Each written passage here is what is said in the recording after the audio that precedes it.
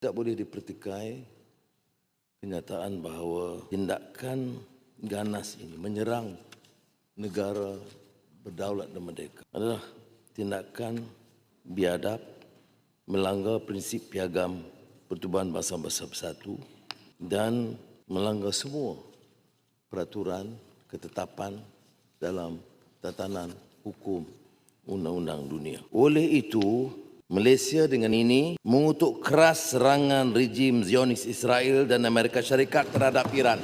Dan kita berpandangan bahawa tindakan ketenteraan yang berterusan ke atas negara bebas dan merdeka Iran, betapapun perbezaan dasar sikap terhadap negara tersebut, bertentangan dengan prinsip yang disepakati oleh dunia. Dan tindakan ketenteraan berterusan itu tentunya berisiko, malah telah bermula menyebabkan ketegangan, eskalasi lebih besar, menggugat kestabilan serantau, terutama di negara-negara teluk yang semuanya atau kebanyakannya diheret dalam kencah peperangan akibat dari serangan yang dimulakan oleh Israel yang bersekongkol dengan Amerika Syarikat.